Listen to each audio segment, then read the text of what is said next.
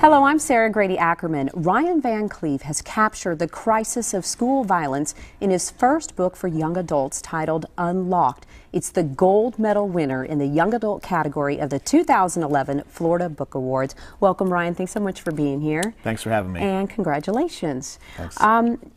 Obviously, this is a topic that has become all too familiar for us. What led you to want to tackle school violence?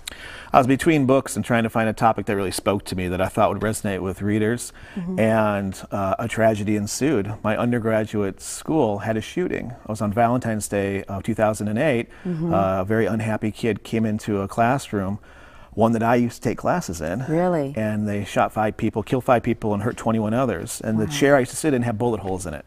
And it just got me thinking about the randomness of this type of violence and how really just a couple years difference, this could have been me, it could be anybody. And I started thinking this is in the consciousness of all students and probably teachers today. This is their world. I think I need to talk about this. Right. Okay. So that led to Unlocked. Kind of give us a summary of what Unlocked is about. Unlocked is the story of a 14-year-old kid who's starting a new high school, and he's been an outsider his whole life. And he's concerned about being an outsider at this school because his dad's the janitor, and it's a pretty geeky thing to have there. And he ends up having to be befriended by other outsiders. And rumors start to fly around that one of them might have a gun, you know. And this guy knows the other guy, Blake, who they think has a gun, and he likes him. This is the only friend he's got. So it challenges the ideas of friendship and duty and obligation and honor and a lot of sorts of things like this. And nothing's black and white. What's the right thing to do? And I think that's something young people struggle with today. No choice is easy, and it's sometimes not clear what the right choice is. Right. And so right along those lines, how do you hope this book impacts those young readers?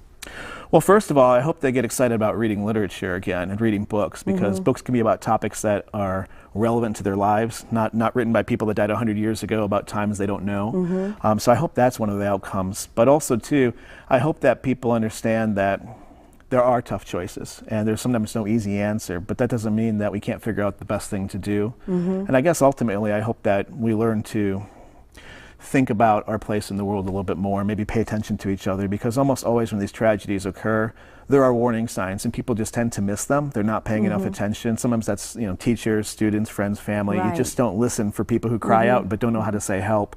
And I hope that this book gives people some of those ideas that you can make a difference, you can help people out and avoid some of these tragedies before they happen. Right, so potentially make a major impact. I'm curious to know what kind of feedback that you've gotten from young readers, especially young men.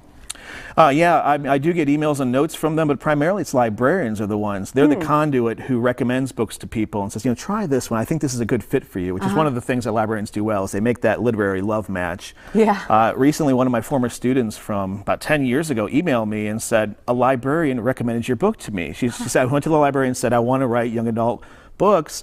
And they said, try this one. And she goes, I know that person. That was my former professor. So I had a wonderful opportunity there. And she said she loved the book, and now she's recommending it to some of her students because she's a teacher now, too. Now, you mentioned former professor, and you taught creative writing at several colleges, including Florida State University. Just in that respect, what does it mean to you to receive this honor by the Florida Book Awards? Well, as someone who lived here for a lot of years, getting my master's and PhD, and again, living here for a while now, and probably going to live here for the rest of my life. I got a great job, I got a great place to be. It's wonderful to be acknowledged and recognized for doing something that matters. I mean, as authors, as creators of something that's we want to last in the world, we love it when we find an audience who respects and wants to interact with it, and it's a wonderful experience. I'm really happy about it. Oh, great. And it's such a timely and important piece of work, and we thank you for writing it, and again, congratulations. Thank you so much. The Florida Book Awards are presented annually to recognize, honor, and celebrate the best Florida literature. The program is coordinated by the Florida State University Libraries and co-sponsored by these groups that promote books by and for all Floridians.